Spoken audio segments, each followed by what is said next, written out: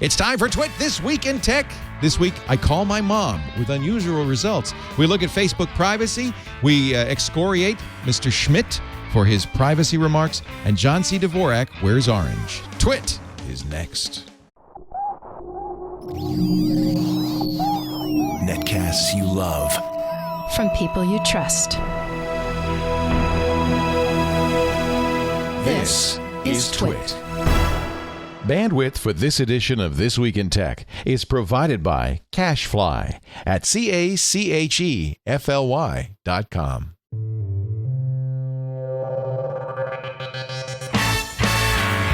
This is TWiT, This Week in Tech, episode 225 for December 14th, 2009. Schmidt happens. This Week in Tech is brought to you by Audible.com. Sign up for the Platinum Plan and get 2 free books.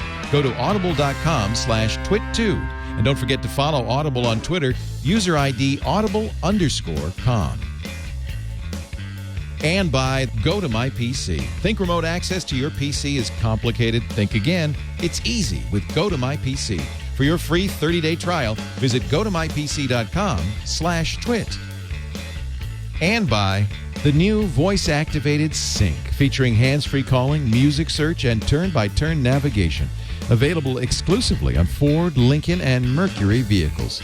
For more details, visit syncmyridepodcast.com.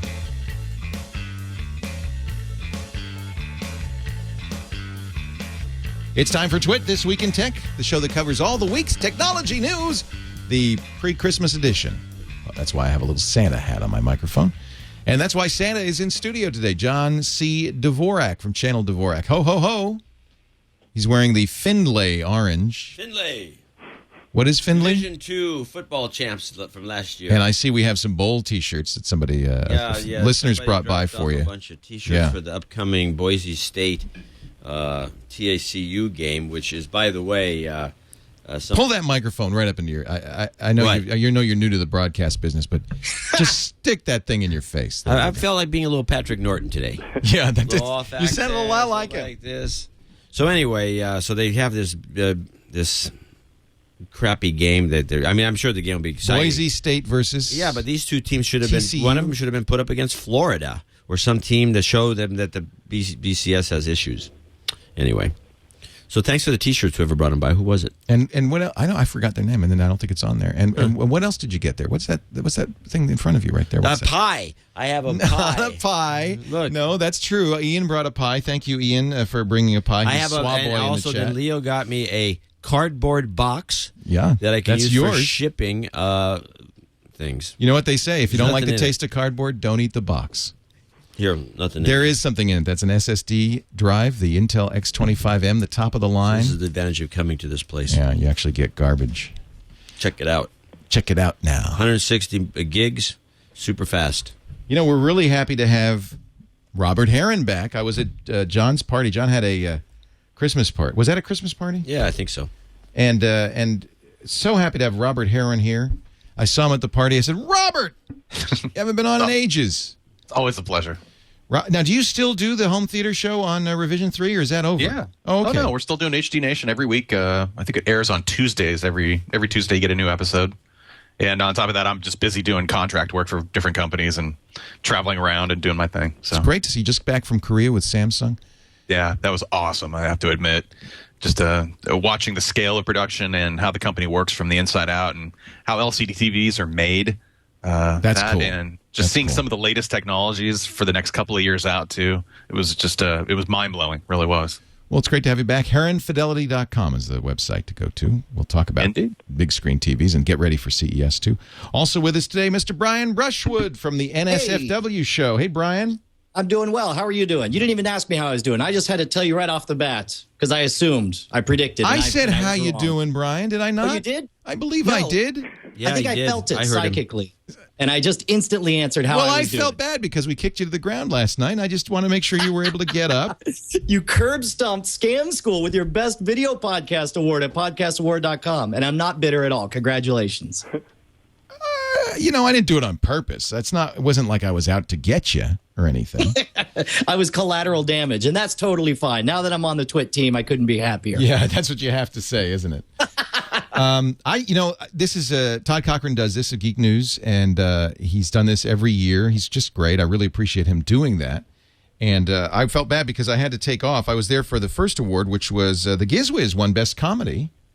So thank you. Although he didn't pronounce it Gizwiz. No, he had an alternate pronunciation. That That means something. I wasn't going to say it, but yeah, that's what he called it. And I did actually correct him when I got on Skype with him. I said, I think that's wrong. It's not the Gizwiz.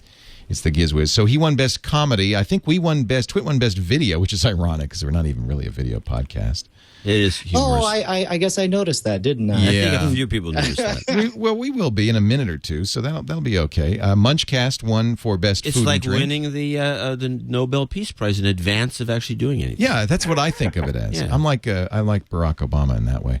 Munchcast won for Best Food, and that's kind of ironic because we canceled that show about 6 months ago. But we're bringing it back now. Whoops. And I think in technology science, we split the vote a little bit. Floss Weekly was nominated, should have won, but Security Now once again plucked the prize. It should have won, but Security Now has won before. The Munchcast won? Munchcast won Best Food. It's a good show. It's not even on. We're going to bring it back. And now This won an award. Yeah. And now we're also really happy to welcome. Thank you, Brian. It's good to have you here. Want to welcome once again. Very excited. Jason Calacanis, who has some good news. He won a prize of his own this week. Hey, Jason. Uh-oh. Cricket. Uh-oh. Cricket. Jason, you muted. Yes. Yeah, there you go. I'm muted. You were sitting on your mute. Oh, the old DSP 400 got me again. Oh, man. We're getting new ones. We're not using those anymore. Oh, we're not? No, I'll send you a better one. I'll send you You're another going to one. send it to me? What a guy. Oh, yeah. What a guy. Yeah, we had a big news this week. A new edition of Mahalo launched. My wife gave birth to our daughter, which was the most amazing experience of my life. Isn't that great? On Tuesday morning, 28 hours of labor. And that's a long time. If you take every moment in my life, like that was amazing, and put them together and times it by 10, like half of the experience of when my daughter arrived. It was, I'm like get teary-eyed just thinking about it. I cried for the first hour she was like in the world, and was like literally shaking. I was so like happy and just in awe of like women and what they're capable of doing. Like my wife is just amazes me now. Like, wow. Yeah. That's hard work. Not to mention excruciatingly painful. Well, at least all the hard work's over now. It's easy going for the next 18 years. Yeah, just coast. Just coast. And if you can do anything to keep your kid away from this guy, Brian Brushwood, my advice, do, please. Hey, I've got 2 girls of my own. I got a 5-year-old and a 2-year-old. Are they breathing fire yet? Not yet, but what's great about Christmas is for the first time, I'm already teaching my daughter how to lie to keep secrets from mommy so that her surprise isn't ruined. It's a heartwarming moment when daddy teaches the kids to lie. Something we all look forward to. The fun thing about having kids, and I think you'll probably agree, Brian, I know everybody else who's had kids here, is you get to be a kid again. You get to go to the Disney movies. You get to play with toys. You get to go to amusement parks without any apology. Homework seems like stupidly easy. You're like, I'm so awesome. Red goes here. Yeah, Green goes here. Right through 4th grade, then it gets hard again. Trust me. Trust me. Any advice from, let's see, Robert, you're not a father, I know, but I know John and I are. Any advice for this? For Calacanis? Yeah. Document everything. I don't know. Enjoy every second of it because it's such a blast to go back and look at your pictures and your videos, that's the best thing about the iPhone, in my opinion, is to capture all those little spontaneous moments of pure joy throughout your life. And then you can embarrass the kids with the stuff much later. Very useful for teenagers. Yeah. I got naked butt pictures. You'll be home at 5. I got some classics. So you want to make sure to collect a lot of photos that can be used for blackmail in the future. You're going to need it when they're about 12. It's always good to plan for teenagerdom. Yeah, and when they're teenagers, you're going to really need to pull out the heavy ammunition. Don't do this to poor Jason. She won't be a teenager for, quite a while. You got to plan in advance. It's faster than you think. People tell me having a girl is a great deal for the dad because they just absolutely love their dads, and then when they have a problem, they go fight with their mom. It could be, but it's not been my experience. Yeah. My daughter hates me. Well, you're one of the rare because I have to say what Jason said is what's happening with me. She's not a daddy's girl. My daughter, Abby.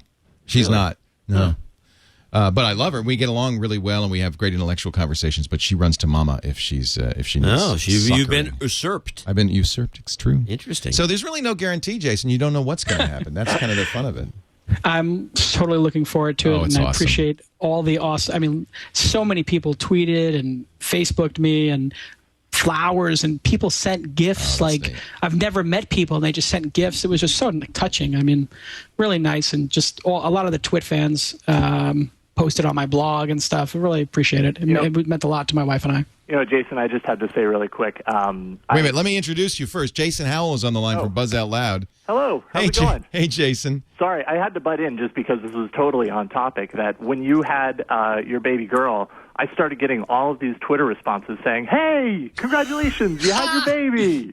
So I had to deflect. My wife's pregnant. Tell him to send too. gifts. I should say the other Jason is The on other the line. Jason, exactly. Yeah. I'm like, nope, I'm not at Jason. This is your first also, Jason Howell? Yeah, it is. And when's your wife due? She's due February 4th. Well, see. And we'll be so a having a couple months daughter each as other. well, so I was silent because I was scribbling down notes as you guys were talking, and they scared the crap out I of me. think the dads will agree it's the most exciting, wonderful, hardest thing you'll ever do in your life. It really is. Yeah. Probably, Jason probably has more experience, Jason Calacanis, with being an entrepreneur. That's probably very difficult. This is kind of like entrepreneurship in a biological field. Yeah, of Actually, life. it's more like franchising if you think about it. Totally. Franchising the old gene pool. Is that what you're saying? Yeah. Yeah. Anyway, it's a wonderful thing. Congratulations, Jason. That's really great. Tremendous I'm really initial excited. cost, long-term benefit when they take care of you. Right, yeah. Oh, It all comes Put back him to around. work. Put him to work. My kids have already explained they're not taking care of us, so they say you better be saving because we're not taking care of you. That's okay. You're going to be fine. Howell, I'm trying to take care of myself. Ozzy's going to take care of me. Howell is on the line. I'm going to call you Howell to distinguish fine. you from Calacanis. Howell's on What about the Mr. line. Howell? Mr. Howell. Thurston Howell Well, thank you III very much, sir. is on the line because yesterday he touched something few of us have touched before. Actually, I'll do you Hey, one better. we're all I touched- dads, so I guess touched it's that not true, something though. on Friday. You touched something on Friday that we can only dream of touching. Does Something. this have something to do with Tiger Woods? Nothing to do with Tiger Woods that I know of. What is it? Actually, we could make a little game out of this. What is it that Jason Howell touched on Friday that will change our lives forever? That remains Is to it be seen. organic or is it? Is it alive or Animal, not? mineral, vegetable. Which one? That's it. Yeah. Mineral. If you consider androids as being alive, then yes. Ooh. It's the Nexus One. It's the long rumored and now proven to exist Google phone. Yep. They handed these out, I understand, this 2G week phone. to Googlers. Some say this is the phone Google wanted but wasn't able to get from Motorola or HTC. HTC designed it for Google. It's called the Nexus. So I've seen pictures. It looks like an iPhone, like a kind of a little bit like an iPhone. Yeah, I mean, it's a slick-looking device. I was at dinner with a bunch of friends, and of course, Keyboard, no keyboard. no keyboard. It was. That's all how it should be, I touchscreen. think. It has the little scrolly ball at the bottom, but pretty much the rest of the face of the phone is all touchscreen. Having And, used now the keyboards on both the N900 and the Droid, I think an on-screen keyboard, if done right, is a better choice. I like yeah. I like Android's on-screen. I mean, I have the Droid, and I pretty much 99% of the time I'm using the on-screen keyboard. I rarely ever pull out the slide out. Well, that's also because the Droid has the worst keyboard in the world. Yeah, it's a little futzy for me. My fingers, I think, are just I a was little just too using fat somebody's phone the other day that had a really use nice it well. keyboard. I think you were using mine. I think you were using the N900. Remember, you liked the N900 keyboard. I tell you, yeah, I'm there's the one spoiled with on the three- right. autocorrection from non-physical keyboards. It's like I'm ready for real keyboards. Do you just kind of mash buttons that are generally where you're trying to type, and it just puts everything together correctly? As long as it has that, I'm happy. That's one thing. Yeah, that's exactly right. That's one thing that's easily implemented, but not usually implemented on hardware keyboards. I don't know why. Yeah, I don't understand that either. So tell us more about it, Jason. Well, I mean, I was at this dinner looking across the table, and this guy was very cagey with this little phone that was in his hand. And I mean, the first thing that struck me was just how small and compact it looked. It definitely, at first glance, looked like an HTC phone.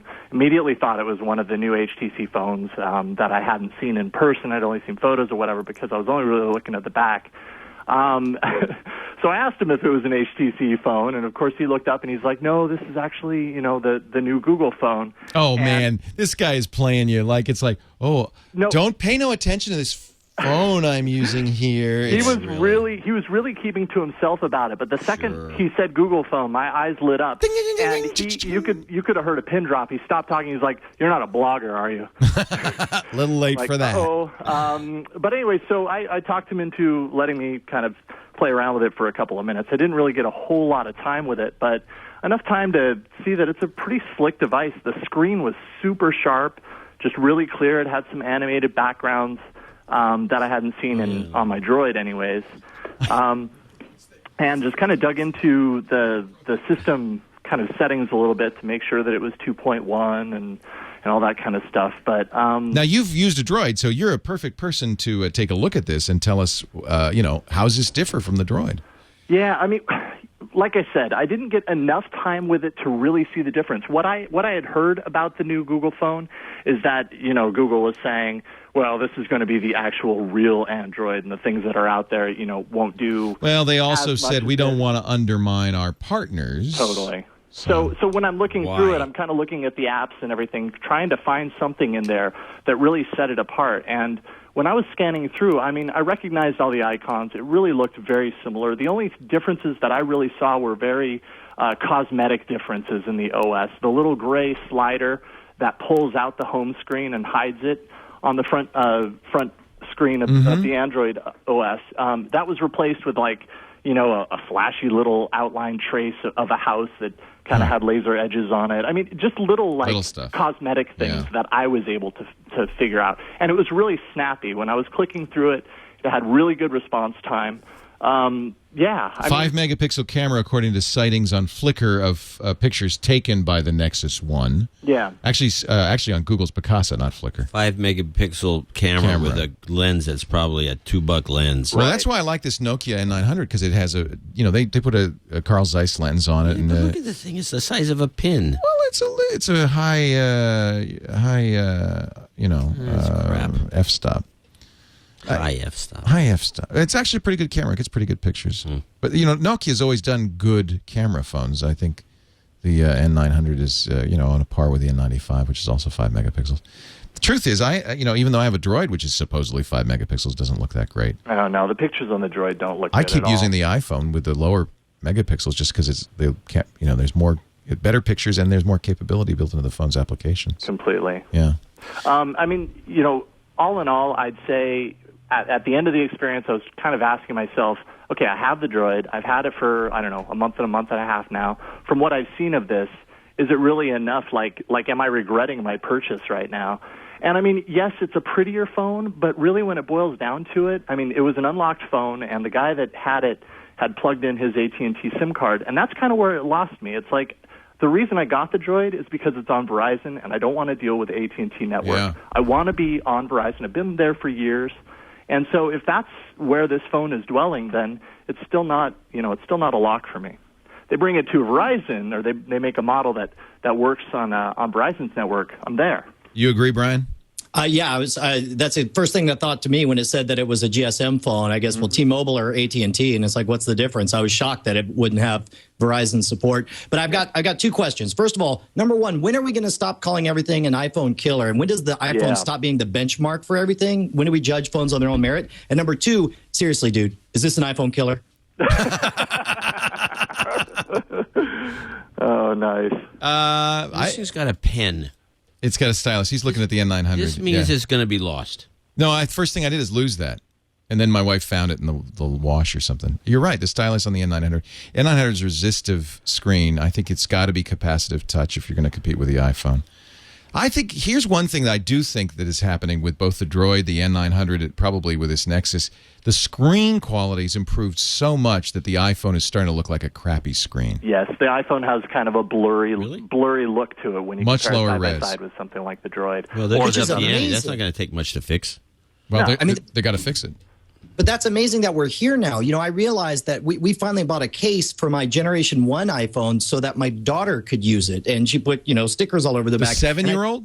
Yeah, the 5-year-old. 5-year-old? So she could listen to her Story Nori podcasts on there, which is like 2 years ago. It's like we were standing in lines shelling out $600. How amazing. Then now it's just like, nah, here you go, kid. Go nuts. Story Nori time. I waited 6 hours, for my iPhone, first gen. So I think that's one thing you're going to see in the next generation iPhone, which is probably June, right, is a much better screen. For sure. It has to be. Yeah. They have to, I've been benchmarking the Android versus my iPhone, and I have to tell you, for the 3 or 4 things I do most, which are Gmail, surf the web, Twitter, and Foursquare, I enjoy it more on my Android phone, and the Android seems faster. Do you use Seismic or Twidroid on your Android phone? I use TweetDroid. TweetDroid, yeah. And although it doesn't have the applications available, the fact that I can load the application at any time is kind of cool. Like I loaded some of those applications directly from the person who created its site, as opposed to through the App Store, and it's faster both on the network basis, obviously, but it also feels like it's a faster processor in memory. Like switching between applications on my iPhone feels like it takes about 5 seconds to get out of an application to get into the next one, and it feels like it takes me half that amount of time on the Droid phone. Yeah, it just feels stable. The Droid feels stable and fast, and the iPhone feels sluggish on 2 levels: the processor and the network. I think it's the same. It's the Cortex A in the G3GS. I'm pretty sure that's what's in the Droid as well. So it's the same processor. It might be an operating system. So then the operating system is more efficient, maybe? Memory usage? It's not been I have to say, it's not been my experience that the Droid is faster. It seems to me about the same. And the N900 also uses the A8. Here's a picture I took of John and, was that Roger? At the Roger. At your party with the N900. I think that's with the flash. It was dark in there. I think that looks, I was about to say, it looks like there's a flash. I didn't believe you for a second, but that's pretty good. It's got 2 LED flash on it. It's pretty good, yeah. Yeah, the lens is some sort of weird... Not a great lens. No, sucks. I'll show you the picture that you just took of me. That's a beauty right there. For those of you not watching on video, it looks like Leo's falling asleep.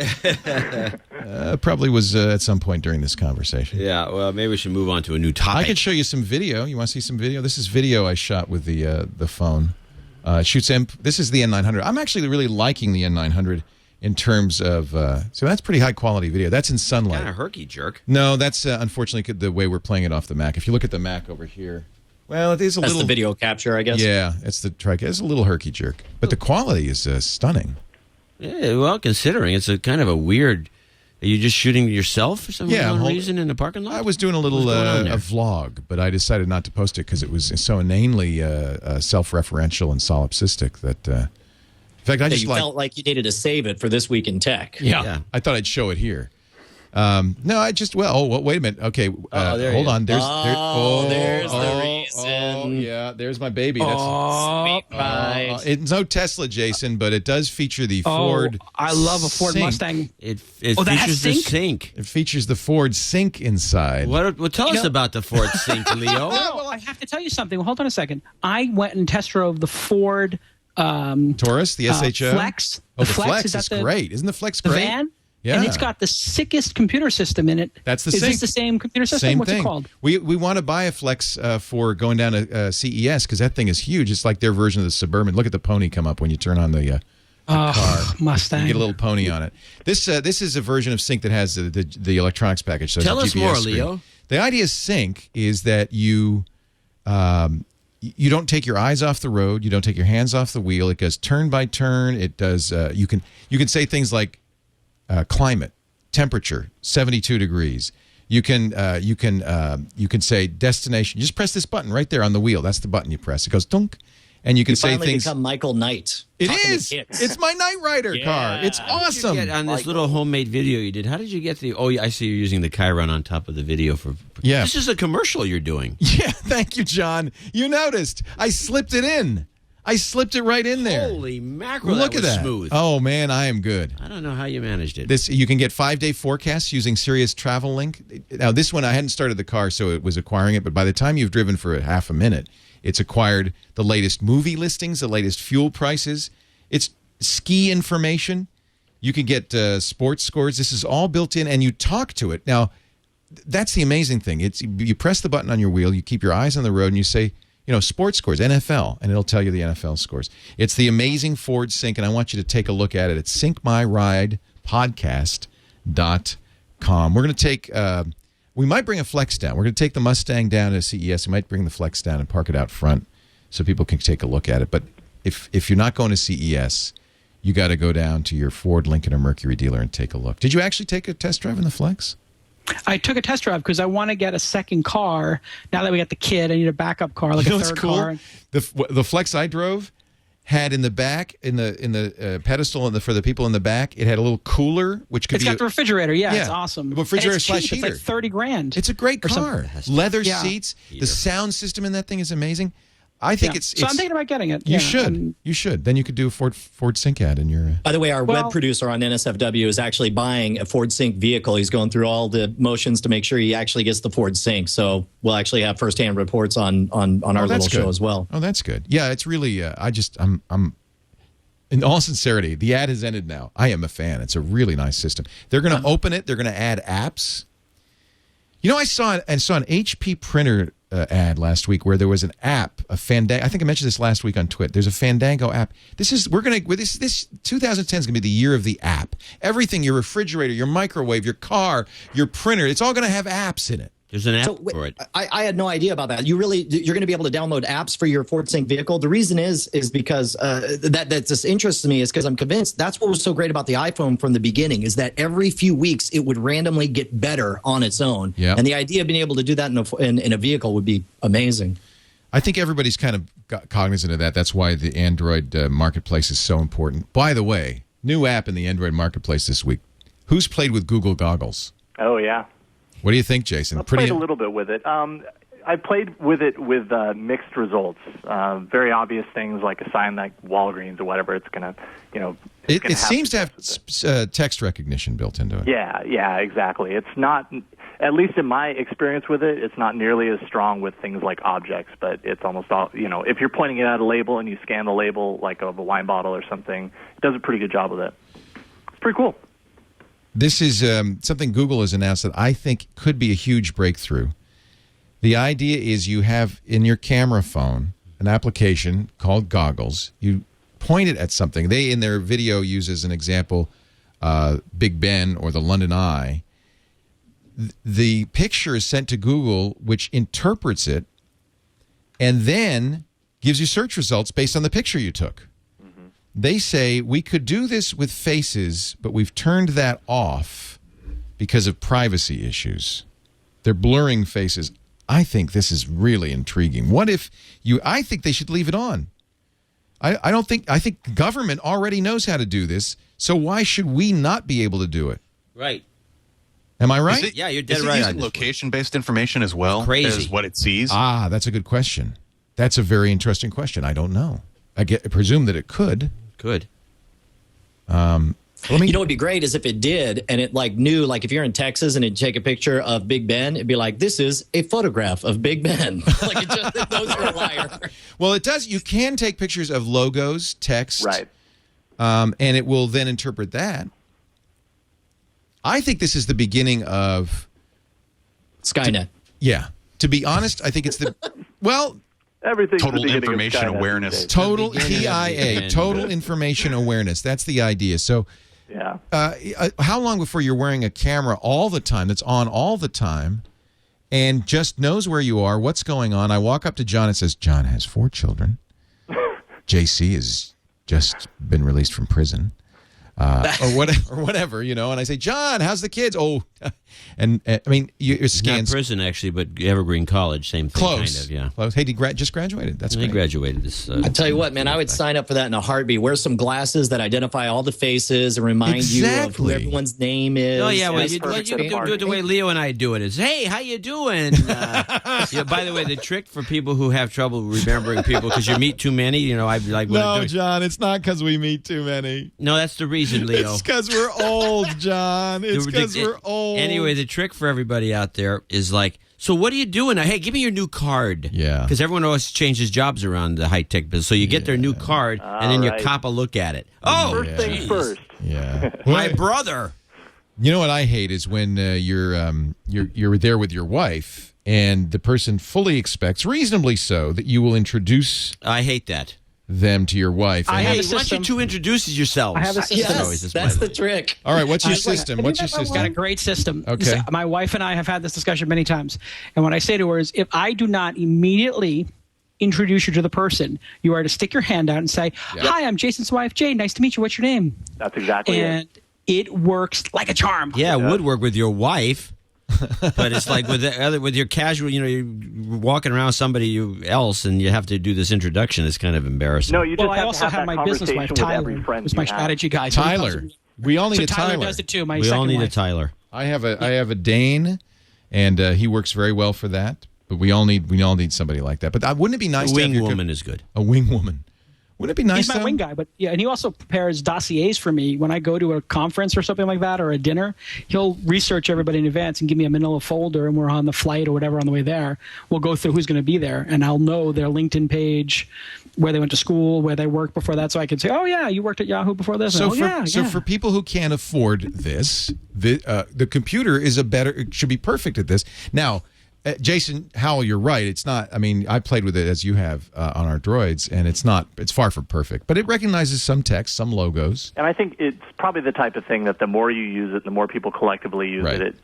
They'll enhance it and make it smarter. And I think it's a good sign of things to come. I think it's a pretty awesome technology for that reason. It's a case where they have a technological grammar but no vocabulary yet. Yeah, and the more totally, it gets used, the more everyone logs in all their words, it'll eventually start to work perfectly. Mm-hmm. Okay, next topic. I thought that was a very kind of neat I want to talk analogy, about this technological grammar. I thought that was what? I stole that from a Star Trek episode. It all comes back to Gene Roddenberry in the end. Star Trek movie. Pretty good, huh? Yeah, I enjoyed it. I was skeptical, but I it's great. It, yeah, everybody seems to have liked it, and they reset the whole series, so now they can go off on their merry way and do it over and over. John, I'd like to refer you back to TWiT episode 217, in which we discussed this in great length. Yeah, we're not going to talk about that, but I want to talk about Calacanis' Facebook grudge. That is an interesting post. Now, Jason, I know that you ask that people do not post your email to I posted it on my blog. It's at calacanis.com. It's just, the problem is now my phone is ringing and all these journalists like, I'm trying to quote you. Where can I find this thing? And so I put it on calacanis.com. Just have a background. We need a background. What I did is I sent it out just to the participants here, but now that it's on calacanis.com, you can read it yourself. And by the way, we have a Facebook employee in studio who shall remain nameless. Mr. Zuckerberg, you don't have to say anything. It's okay. But I told him the name of the he's in charge of I won't even say that because that would give away your personality. But he works at Facebook, and I read him your title, Jason. Is Facebook unethical, clueless, or unlucky? Pick one. What exactly is this about the new privacy stuff? This is about the new privacy stuff. For those of you who don't know or who don't use Facebook, which is nobody, when you logged in this week, you saw like a terms of service pop up, like, hey, we've changed things in your privacy settings and da-da-da-da. Click here to go to the next screen. And then there's another screen that says like, hey, click here to set your settings. And like most people, you click through those terms of service agreements.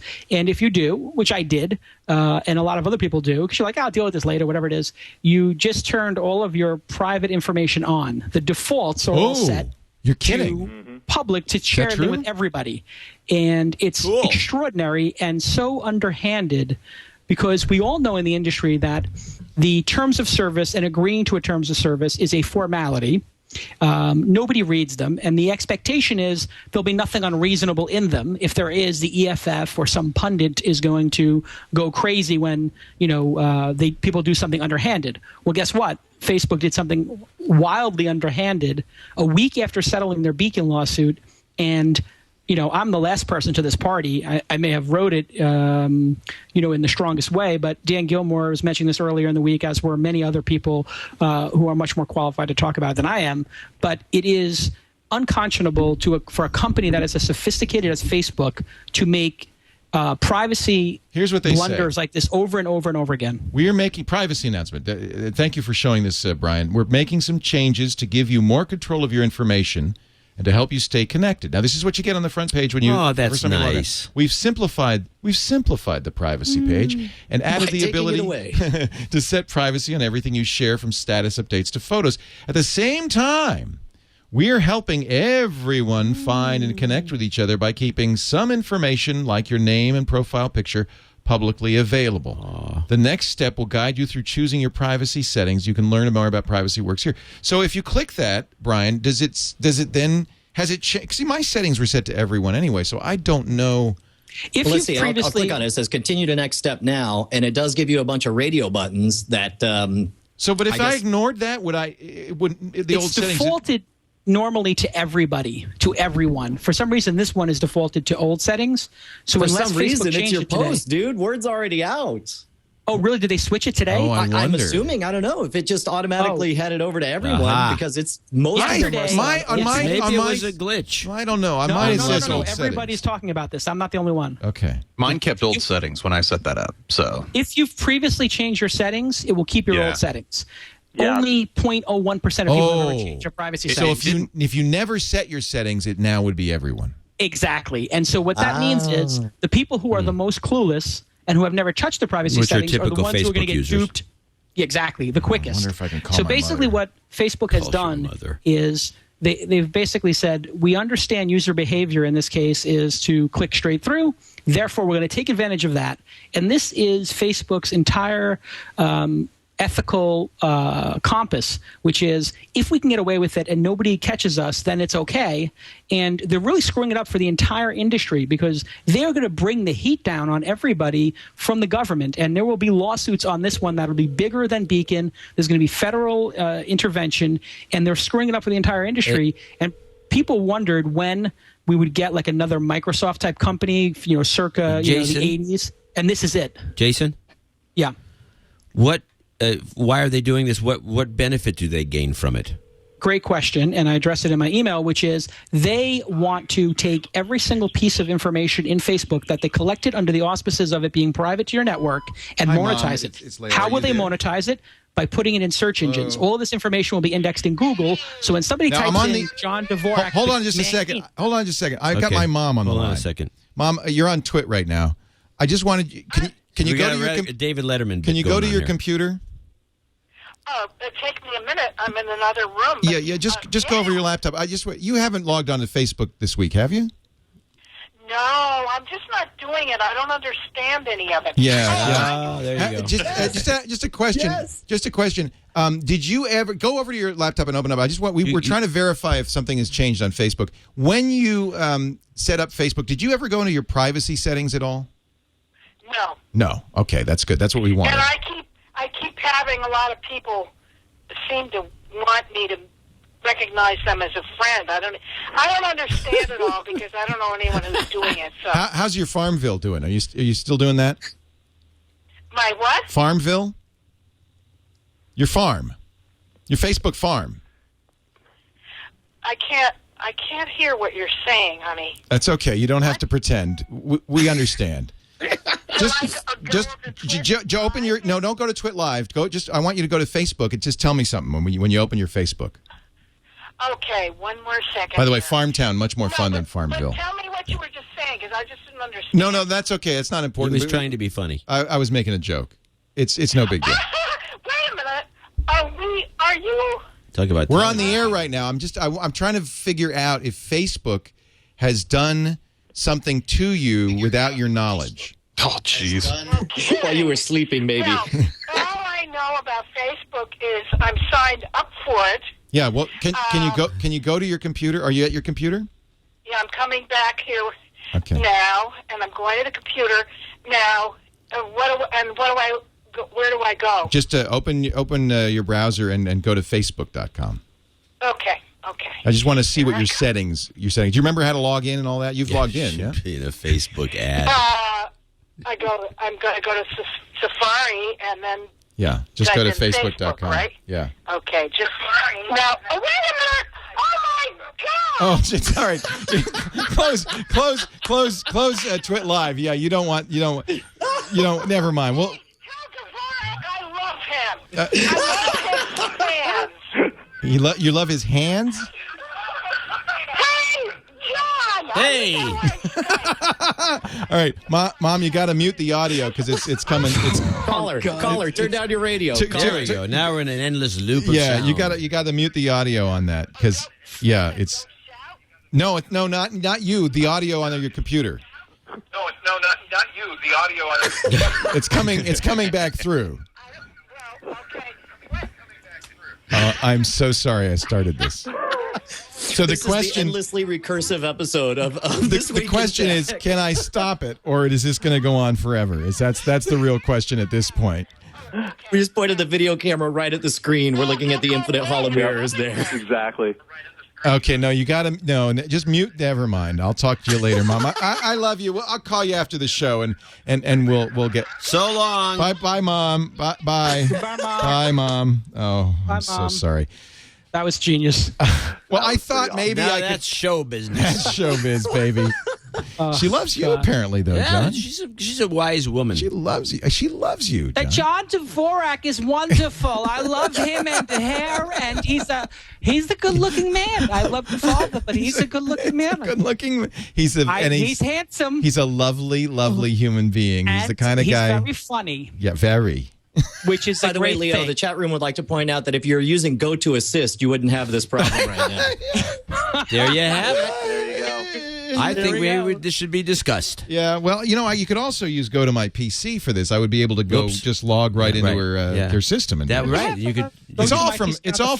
You have her on an account, I'm sure. Oh, I actually have her on Go to Assist. Absolutely. Yeah, but it's much easier, and I could have just logged into her system without telling her.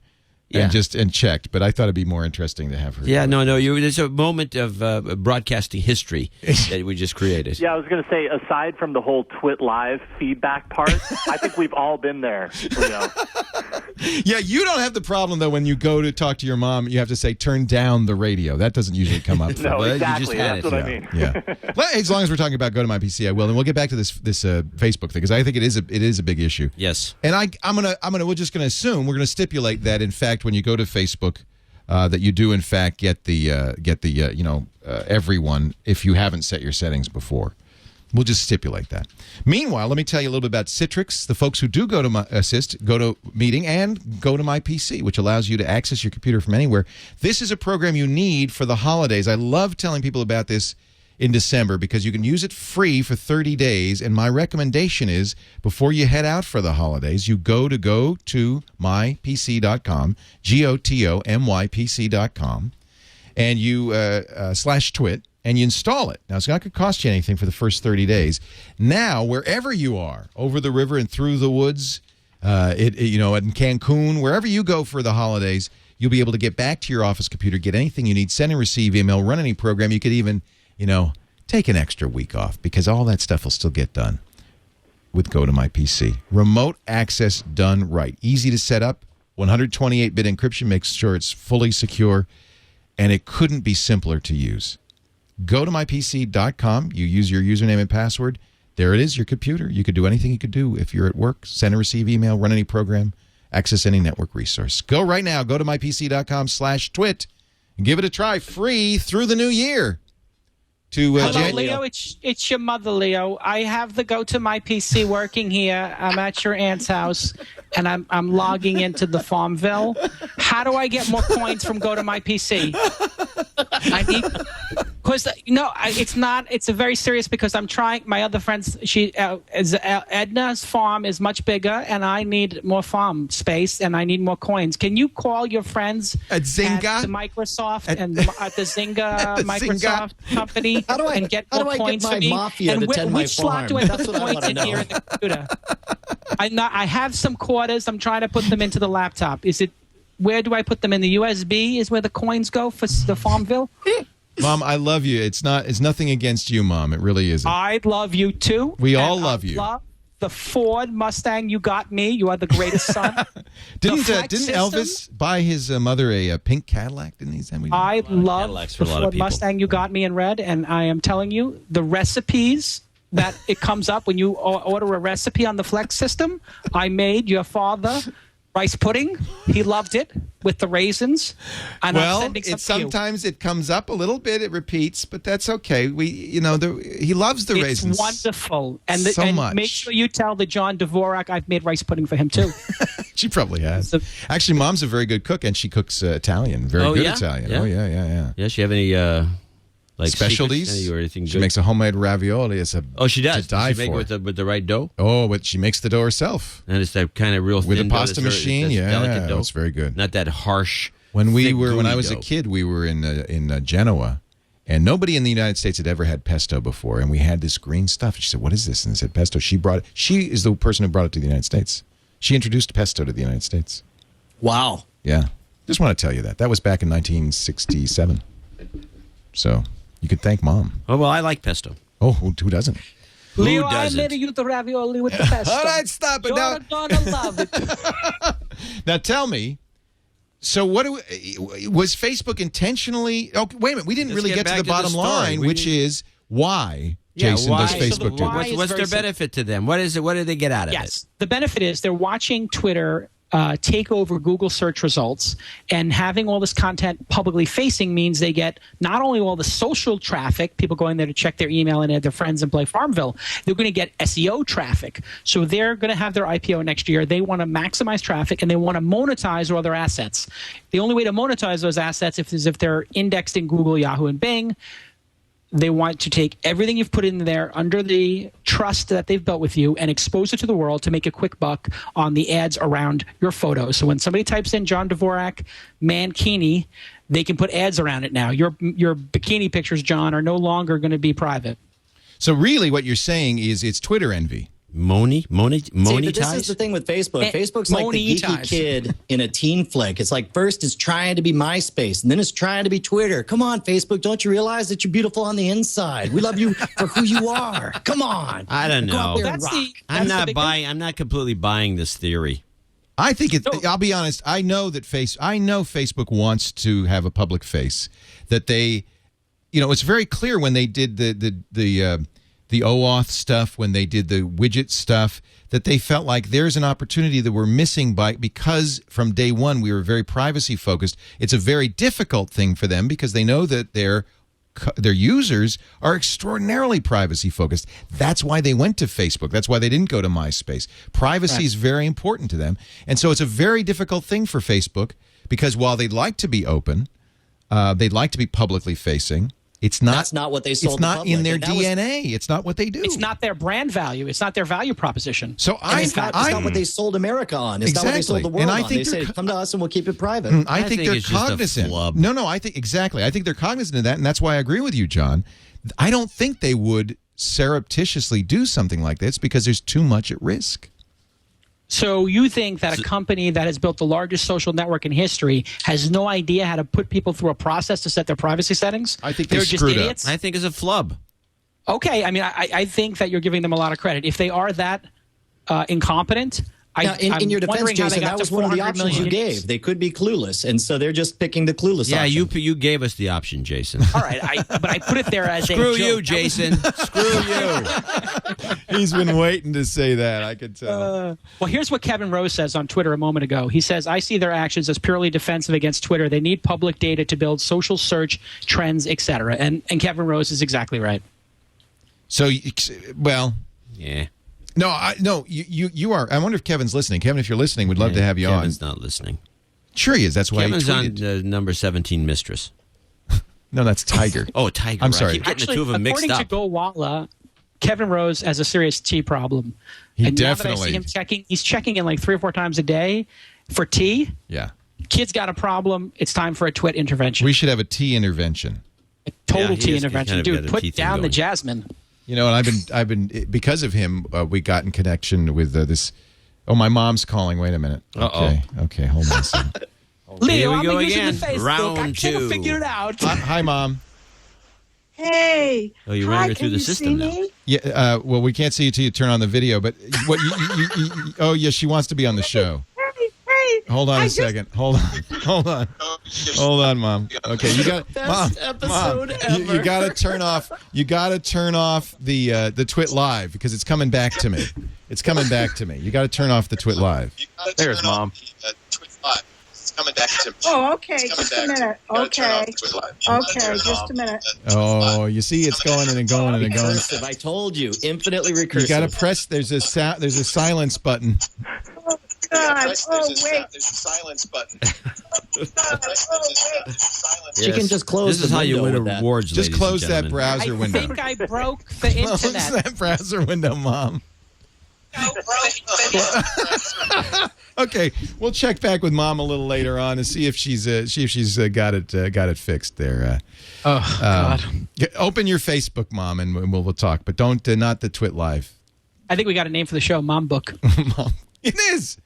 But you made a good point that this particularly strikes people who have just assumed that their Facebook is protecting their privacy. I think a lot of people don't care. Their whole brand. I think a lot of people don't realize that half the people out there don't care about privacy at all. They've given up on it. Yeah. I think That's it's a everybody huge under blunder 22 years old. Everybody under 22 could care less. Everybody over 22 is deeply concerned about it. Did you see what? I don't think that's the right age break. Did you see what Schmidt said? Schmidt. Herr Schmidt? Schmidt, yes. This is the most glib and obnoxious comment, and he's a really smart guy. I agree with you 1,000% on that one. It's glib, it was arrogant, it was patronizing, and it was wrong-headed because I wrote a column in Market Watch that ran on Friday that discussed this in detail, and the thing that people don't realize about privacy is it's not about you. It's not about, my privacy, The idea is that if you don't have privacy, that people who are public servants that may have to vote on something can be blackmailed, and other things, bad things can happen if privacy standards are lax. It's not about you. It's about the whole system, the structure of society, the opportunity for corruption.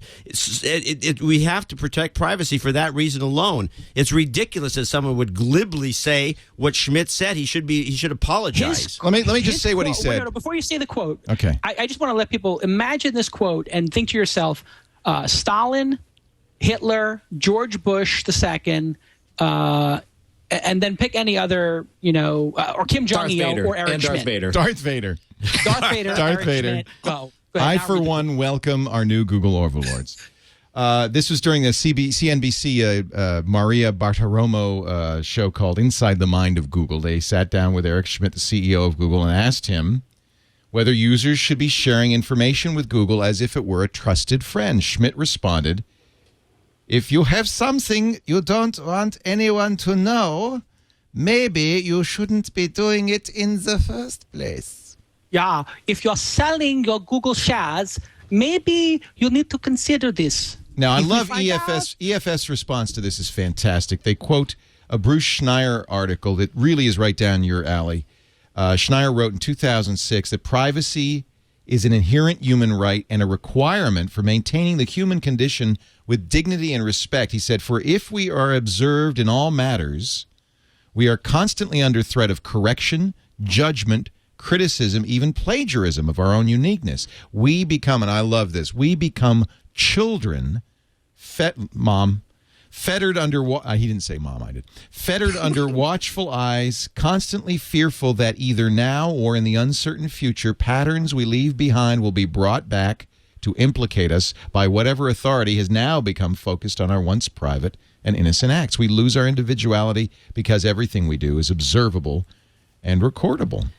And, there's another aspect to this, which I mentioned to keep the Market Watch angle correct, since it's a stock tip sheet. If you, like I just suggested, give me the Google Mail database and let me have at it for about a week, and I'll be able to determine every merger and acquisition. The system would be corrupted overnight. The insider information that they have. Insider information is corrupting. And people appreciate the services for giving up privacy. They appreciate having that free email service, the social networking status. And if you don't pay attention to it all, I've wanted to encrypt my Gmail account for a long time, and then I realized they are never going to make that easy to do. And unless you set up your own email server and take care of that yourself. Well, that's a good point. You can't encrypt Gmail easily. That's exactly not easily. Right. Jason Howell, they can't monetize it if it's all encrypted. Let's put this in perspective. Didn't Eric Schmidt get all pissed off at CNET, Jason Howell, when CNET had the temerity to publish information about him that was publicly available on Google? Right. And he cut him off for a year. Am I right? Yep. Yeah, that's right. That happened not too long ago, like a year and a half ago, I think. Right. But it's okay for him to be on the other side of this argument. Tables have turned, haven't they? He should come out and say something. He's getting lambasted for it, and rightly so. Yeah. And I'll tell you what, while I might give Facebook a free pass here. I'm certainly not going to give Eric Schmidt a free pass. This is too much in his face all the time. There's no way. I took his statement, though, and I thought more of along the lines that, look, if you use Gmail, you're susceptible to having everything looked at, and you should be aware of that. I mean, that is. But he said, putting words in his he mouth. said basically what police states have said always, which is if you're not doing anything wrong, you have nothing to fear from us. Exactly. And by the way, this all stems from Scott McNeely, who years earlier, when Schmidt was actually the science officer at CTO, I believe. Oh, I didn't know that. Yeah, at There's Sun. a little connection. McNeely says, privacy is dead, get over it. Just very famously. Again, a patronizing comment. And Schmidt, I guess there was just they all feel that way over there. I think it's disgusting, to be honest about it. They don't think about the implications. It's clear there's a financial incentive for either Facebook or the Google to know more about you, because the more they know about. In fact, I'll be honest with you. I've thought about it too. I look at, and you're an investor in this, Jason Calacanis. I look at GDGT and I say inspired, because obviously Peter, and I don't blame them for this, but Peter and Ryan said, what's the single most important thing that Facebook does? They create a compelling environment that gets people to volunteer personal information, which they can then use to target ads. GDGT, same idea.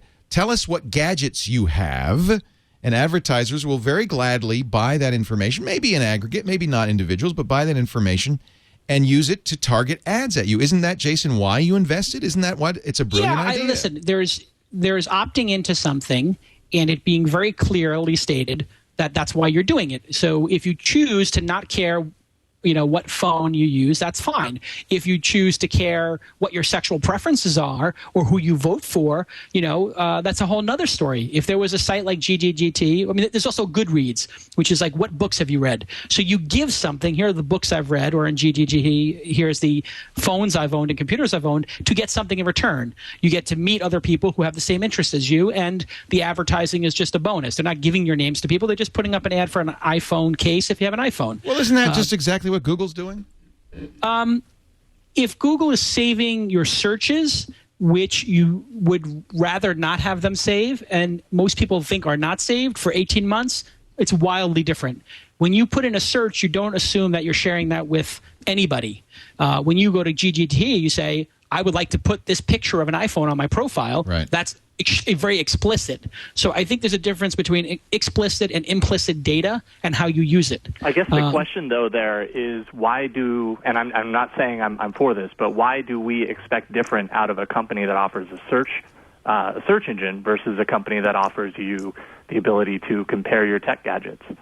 Or Facebook. I'll tell you why. Because in no case have your search results ever been shared with anybody. Mm-hmm. And in the case of putting on your profile, whether it's MySpace, GDGT, or whatever, what city you were born in or what your favorite movie is, you do expect people to see it. And people have learned in a social network, your friends see it, other people don't, in the Facebook case.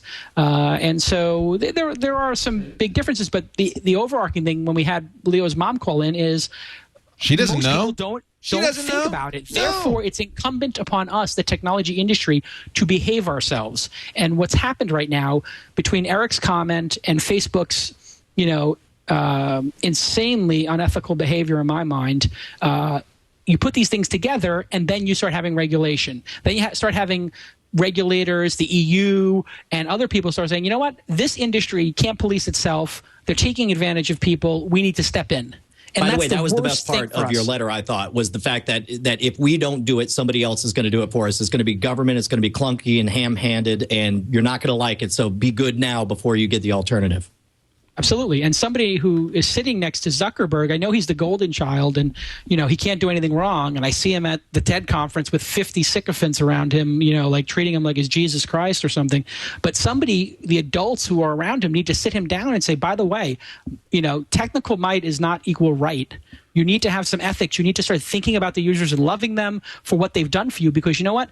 Facebook's not public yet, and he hasn't cashed out yet. That spot on the Forbes billionaire list is not locked. That whole system could come apart if it loses people's trust. And if he doesn't think so, he can look at what's happening to MySpace right now or what happened to Friendster 3 years ago. The mighty can fall, and Facebook might have just tripped, and they may be falling flat on their face if they do this, another 1, 2, 3 times. And you nailed it with all the other things that came before it. This is a very fickle market, the social networking site. I mean, how quickly did everybody jump from MySpace to Facebook? And if something else comes along that's a little more fair, it could be all over. If you ask people in our industry what they think of Facebook, if they think they're ethical and whatnot, they will say, hands down, no. People do not trust them with their data. Really? That is what I have 150 responses right now. Every single one of them is I don't trust.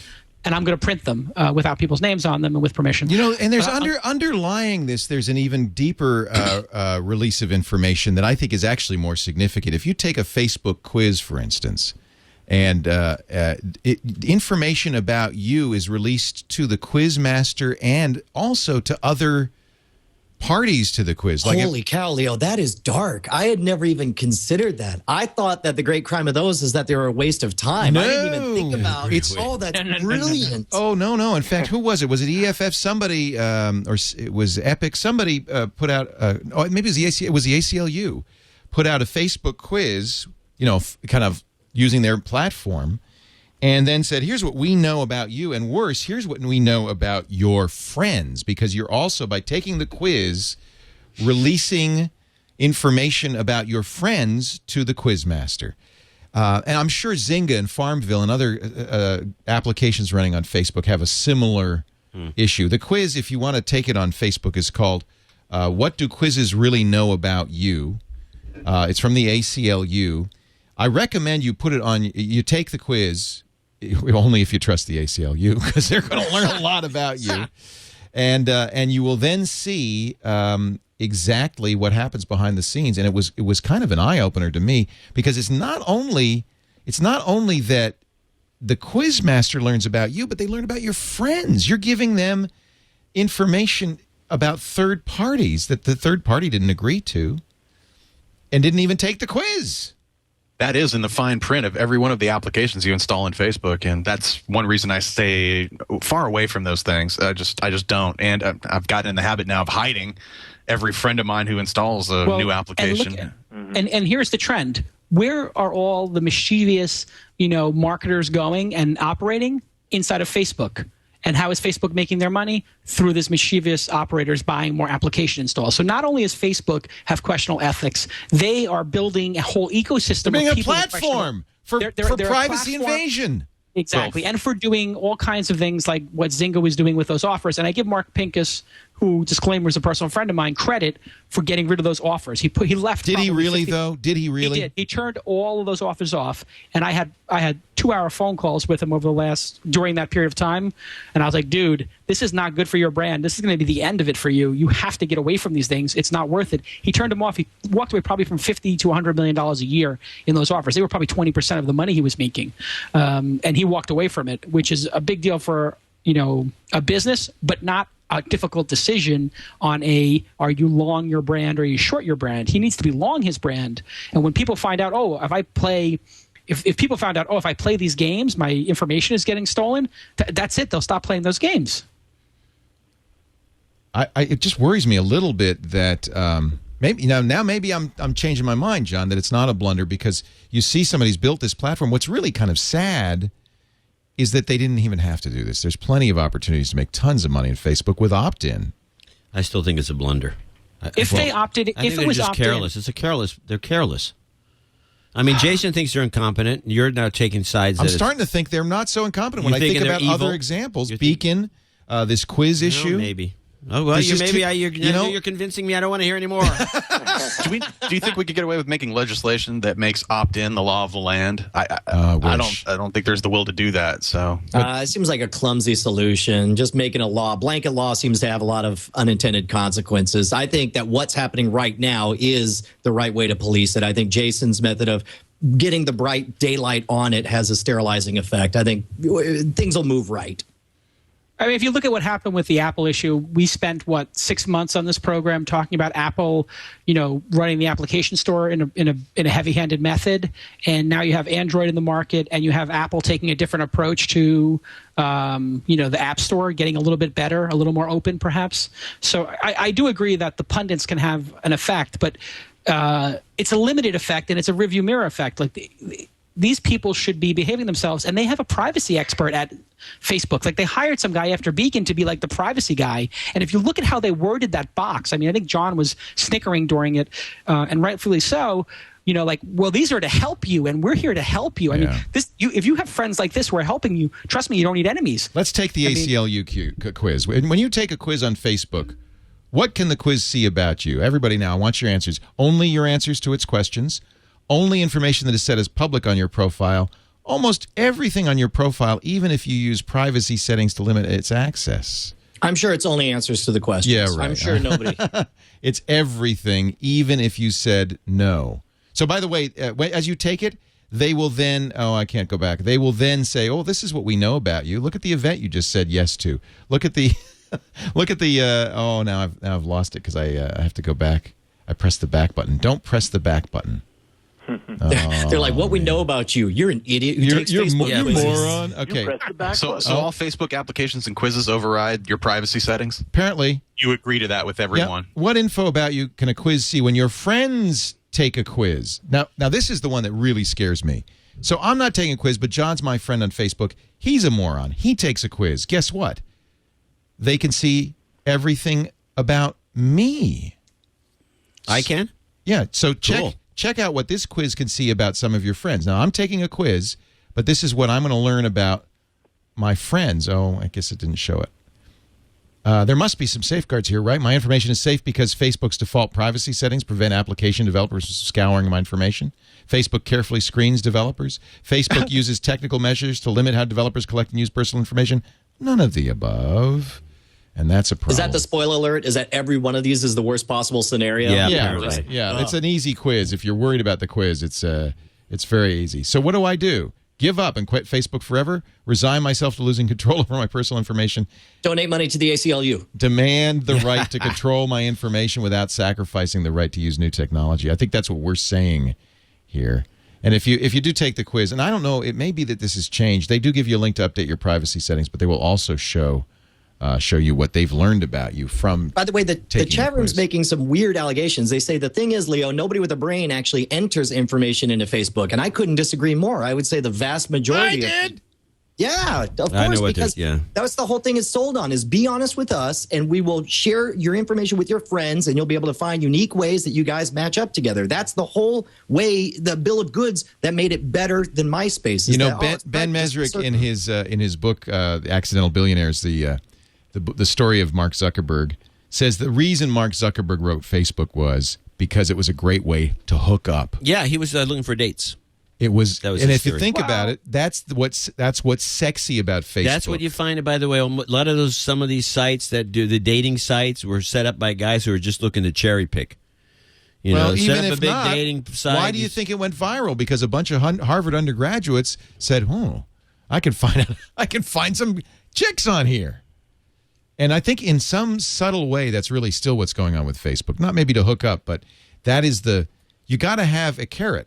And the carrot as it were, so to speak. And it does combine quite a few things. I mean, I use it mostly for just keeping track of people's birthdays, but it's also that like 6 degrees of separation where what about a friend of my friend who is probably an old friend of mine that I haven't hooked up with in a while or just talked to in a while, and being able to connect with those people. And for that, it's pretty neat, but you do give up a lot on the side of privacy in terms of, one more information just being posted. If we haven't seen read enough, one more story on Facebook, then we're going to move on. Health insurers caught paying Facebook gamers virtual currency to oppose reform bill.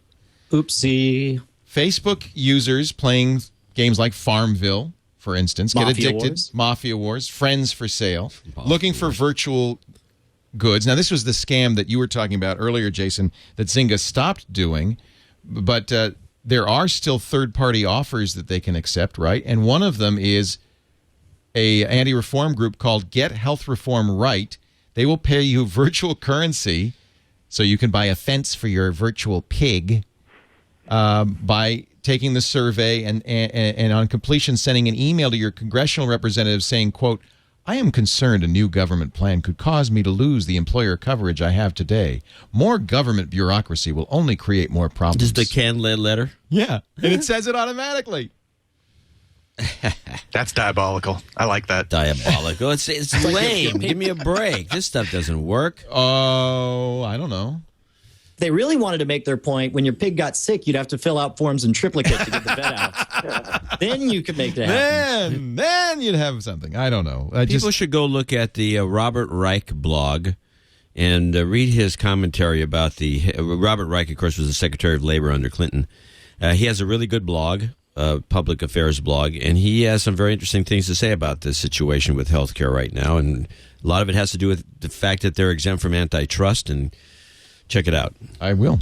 We're going to take a break, come back, and talk more about the news of the week. We've got a great cast of characters in here. John C. Dvorak from Channel Dvorak.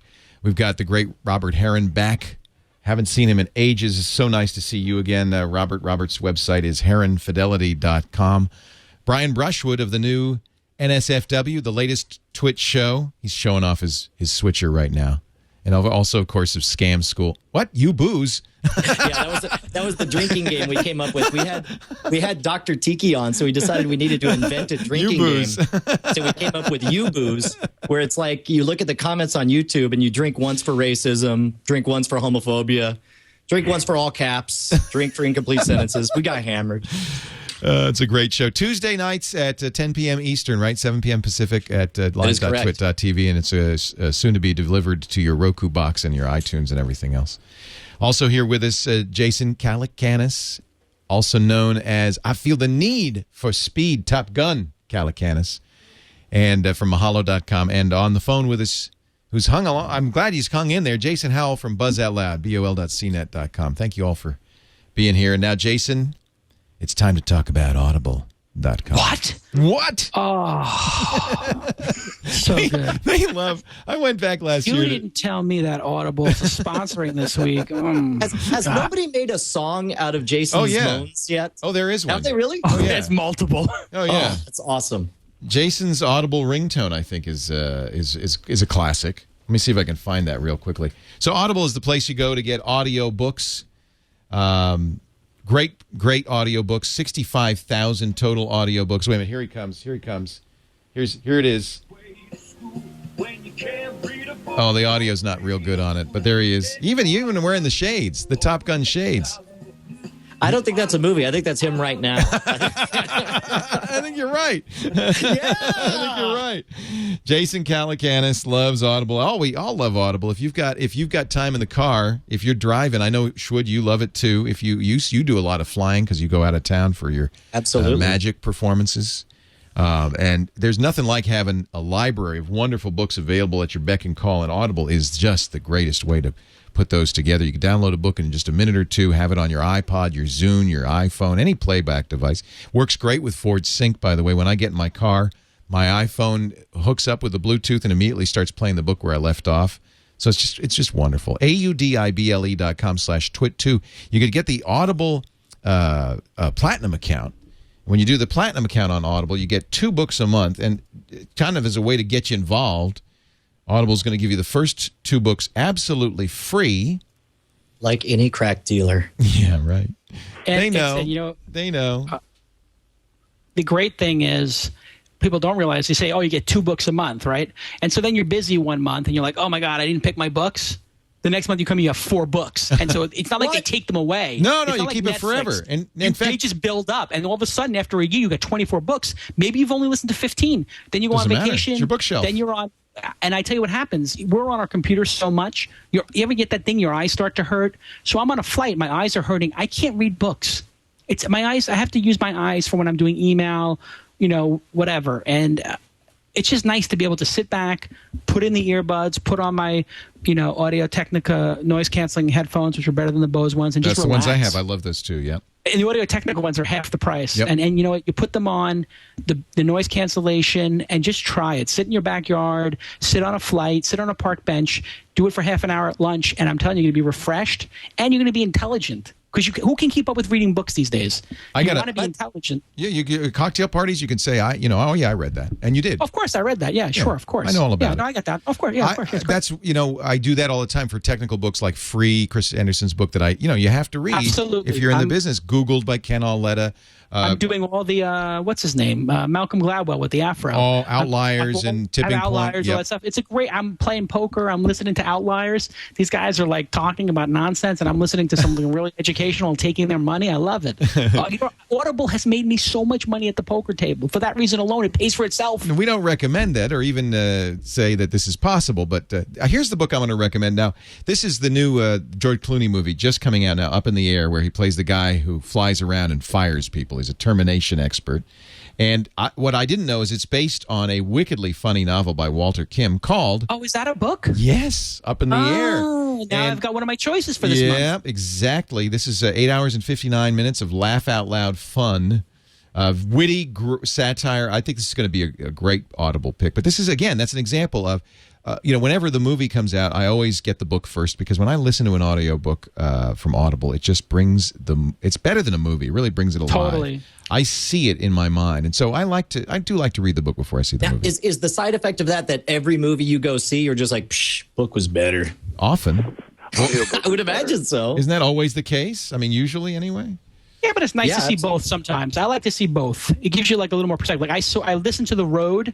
Oh, there's an example. Yeah. Which is one of the greatest audiobooks I've ever listened McCarthy. to. Yep. Yeah, and now there's the movie. And then there was Shadow Divers, the audiobook. Which is there a movie coming out? No, I understand that they were talking about making a movie for a long time. But let me tell you something. I have Shadow Divers in my mind. Those two books alone, The Road and Shadow Divers, I guarantee you, if you don't like them, That's a good start. There you go. I mean, that's an incredible start right there. And if you're a poker player, Barry Greenstein's Ace on the River is a must-read.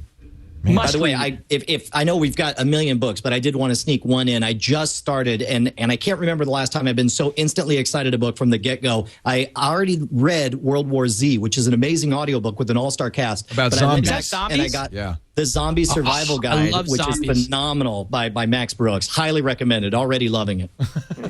Is there a zombie category on There ought to Audible? be. There's enough zombie books on Audible now, including Business, Pride and fiction, Prejudice history, and kids, zombies. Yeah. Romance, zombies. Yeah, there it is. Right there.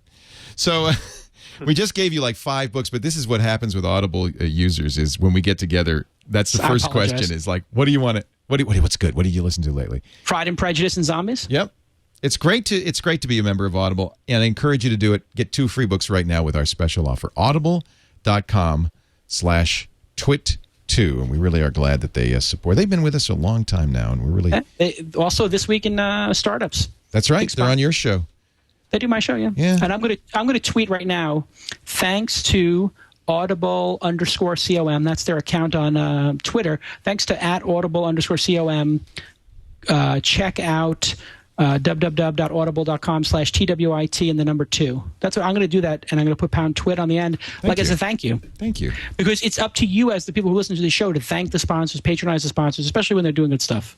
You know what I've decided to do? This is kind of weird, and I don't know if this is going to be a good idea or not, but people have started to say, well, why do you still accept donations if you've got ads?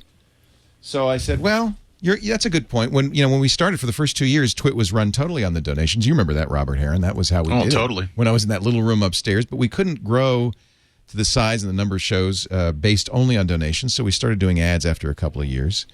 And now the donations still come in, and we really appreciate that, but they're not tied in any way to performance. So what I said is, all right, I am from now on, and this started at the beginning of the month, not going to take any money out of TWiT at all for salary. I used to take a salary, a draw. I will get paid by you. So the donations now are how you pay me, or if you hate what you hear, unpay me. They can take money from your account. If they could, I wish there were. If I could figure, if anybody could find out a way to do this, you'd be drained the next day because of one guy. No. What I would say is, I think it's not worth $100,000. Here's how I would do it. I would say only to the amount you've donated plus $1. So even if you'd never donated, you could take $1 out. Okay, here's the big question, though, that you're going to have to answer if you're going to go in this direction. Ready? I already went in this direction. No, I got it better. I got something else. This is the question that people need to know about. Okay. It's not like you're not making enough money. What do you got there? Oh, there's Leo's tip jar. No, that's it. There is a tip jar in here with money in it that apparently guests who come on the show are forced to pull out their wallets and throw. And there's 100 sitting on the top that somebody coughed up. Where'd that come from? I don't know. Probably from me. John, come on. You carry around $100 bills? Oh, that's all I That wasn't in there when I started today. So yeah, you're not required to, but if anybody wants, we'll just pass the hat right now. Leo, what you could do. And I don't know if this is an interesting experiment or if it's something that would generate publicity, but you could do, what's the company that lets you buy and sell stock in anything? Oh, that's a good idea. Yeah, you can actually have a fund where people could buy stock in Leo to show their support or sell it if they're not happy with it. That's a good idea. How many puppies die if they don't donate? No puppies die. And I did say this on my blog that I do have a day job, the radio show, so my family will not go hungry. But more than half my income this year came from TWiT, so I'm basically giving up more than half my income if people don't like it. And all they have to do is go to twit.tv. It's instead of saying donate to TWiT, it now says Leo's tip jar, tip Leo, something like that. And that's what we're going to do with the donations. And, if you don't give me any money, that's fine. I'll just go home. I'll let John run the show. He's going to take his ball and go home. Take his you can ball. have your own TWiT. No, people have already been very generous. Which with is the ball? Great. No, with the tip jar. Look, there's a $100 bill in there. Yeah, and that's something. I'll be eating tonight. So I don't know. You think that's crazy, but I think it would be nice if you could pay CEOs what you think they're worth instead of them deciding what they think. I think it's a futile effort at cheap publicity. Tread lightly. You don't like that idea, Jason? Tread lightly. Bad idea. It's crazy, man. You're crazy. Ixnay.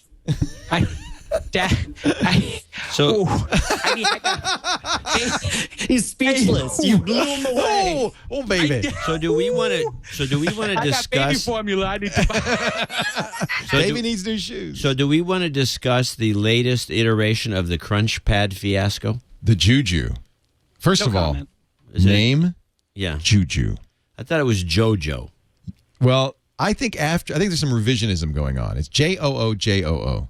Yeah, which you would think would be pronounced Juju. Yeah. Which is not a good name. No. Then somebody said, no, it's Juju. No, but Juju's like, don't you, isn't that like a magical, I've got the Juju or something. Isn't that like a power thing?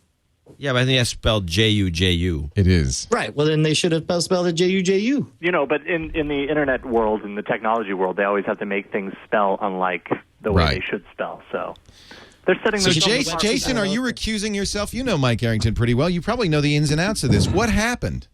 Let's see. Number one. The filters go up. Shields up. Carefully. Shields on high. Mike will be vindicated. There was not a contract. It was, I would say it's probably 2/3 of the ideas and the sort of front end of the thing is coming out of Mike's brain. Here's what I heard. And then 100% of the back end is being done by their programmers. I was in the office with these guys. They were collaborating, showing it to me for a year. And so then the guys, they try to pull a fast one. And it's a stupid thing to do.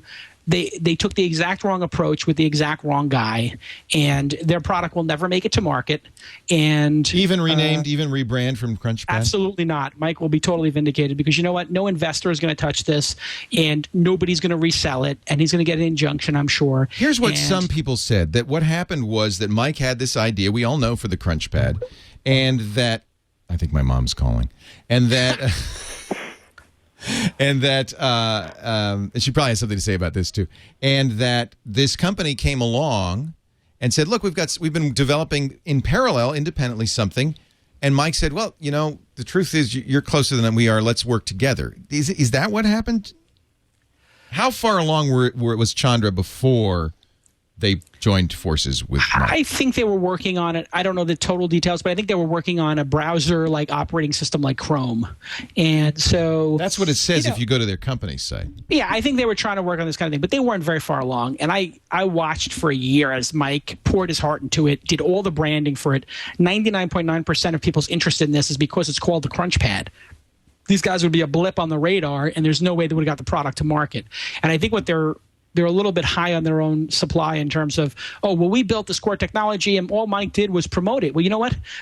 All Mike did was promote it is a lot. Yeah. That's not insignificant. Like the number one technologist, the number one technology blogger with the number one technology blog puts his name on your product. And that means something. I mean, and it's like Tiger Woods, or maybe it's a bad example, but it means something. And it's a stupid approach. These guys should have just said to Mike, "Hey, we're partners on it. And we don't feel it's totally equitable. Can we change it a little bit?" Instead, they came out guns blazing and said, "Take this deal or leave it. We're out of here, and we don't need you." And that is just suicide, because the technology industry, it's pretty clubby, and you're not going to get any distribution or anybody to buy this thing if you screwed Mike Arrington. And it's clear they're trying to screw him, and Mike's not the kind of guy to back down. And the crazy part about it is, I don't want to say too much, but I know that people have contacted me about using the Crunch Pad and get in touch with Michael. Can you put me in touch with Michael? So it's completely possible that Michael will have a better product in the market. If you ask me to put my money on something, you mean Mike? You mean the Crunch Pad continues? It lives on? I don't want to say exactly, but my money is on a Crunch Pad appearing next year without these guys, these clowns. Interesting. I think Mike will have a new partner and create something totally different with another partner. Tell him to sign a document this time. Of course. Yeah, get a good contract. Yeah. But you know what? I don't have a contract with Mike for the TechCrunch 50 conference. We came up with the idea together. We formed a company. We've been splitting revenue on it for 3 years. We're good friends. We don't need a contract. We're partners on a conference, and it's worked out fine. This doesn't always happen. I mean, when you started working on, you're not some guy in India. You may not have had that's a good point, but you may not have had a contract with, Leo, but you guys are tight. No, we don't have. There's no paper. Not some guy in India. India. Well, there's paper now. He just gave me $100, so I guess I owe you rolling now. in dough. Anyway, it's going to be, Mike will be vindicated, is all I can say, and I got to run because I got a baby feeding going on here. All right. And, all right. Thanks for having me on the show. Go whip out your breasts, and good luck to you. Did you, yes, my man boobs. Did you mention Gowalla last week? No. Gowalla is this location-based, you're an investor, yes. I did. I just wanted to give it a quick plug instead of getting my normal plug. Gowalla is a really cool piece of software. Should I use it instead of Foursquare? Because I'm a big Foursquare fanatic. I like Foursquare too, and Gowalla's got a little bit more of a game aspect to it, and it's a little bit better executed in terms of having more features. Foursquare has more users, but I think it's sort of a Facebook, Twitter thing, or a, AIM versus Yahoo, or Yahoo. They have an Android app. Yeah, the Android app is either out or about to go into beta. And obviously iPhone app, or you wouldn't have... Yeah, clearly it's an iPhone. But it's pretty interesting because it uses it gives your exact GPS location, so it's not using a database of stores or stuff like that. It's more like Brightkite then. Yeah, it's like you're exactly here, and it's got a gaming aspect. And Kevin Rose is the guy who brought me into the deal. He's an investor as well, huh? We both invested in it, and it's a pretty cool piece of software. It's funny because Kevin was a big Foursquare user, as am I. I think Robert Scoble and I are the two biggest Foursquare users, but I wouldn't mind looking at this thing. I love both of them. I'd be interested in hearing your thoughts on them. On your recommendation alone, I will go Walla. By the way, real quick, before you run off and before we close things up on the would-be Crunch Pad, a friend of mine, Andrew Main, tweeted out the most hilarious thing. All it says is 2 quotes. I am the real inventor of the Crunch Pad. And the other one says, my dad is Chewbacca. And then you linked, and it showed this picture. Right? Ow. That's not right. That's not right. It's the hairstyle that does it. It's a very similar hairstyle. Let's not get personal. Yeah. Let's not get, and of all people to be talking about hairstyles. Yeah, no kidding. No, that's just it. I'm numb to it. It's like, who's the guy from the Muppets? Beaker. You got the Beaker haircut over there. That's right. Actually, it was 1985 called. There was his haircut back. But I'll take it. All right. Hey, Jason, all the best. Congratulations on the new baby. We're so glad we could talk to you. Good to see you. Well done. Bravo. And I love the Dvorak. He's it's beautiful. He's a wonderful guy. He's a gorgeous man. He's a good-looking, and he's funny, too. I think mocking your mom is not a good thing to do. I love you, Mom. She's a woman with great taste and vision. And she raised a good boy. She raised a good boy, and she knows I love her. And I wasn't mocking her. No, you were. I was not mocking her. Right there you were. Right there, was I mocking her? I'm sorry, Mom. I didn't mean to mock you. The chat room is begging me to go. Beep, beep, beep, beep, beep, beep.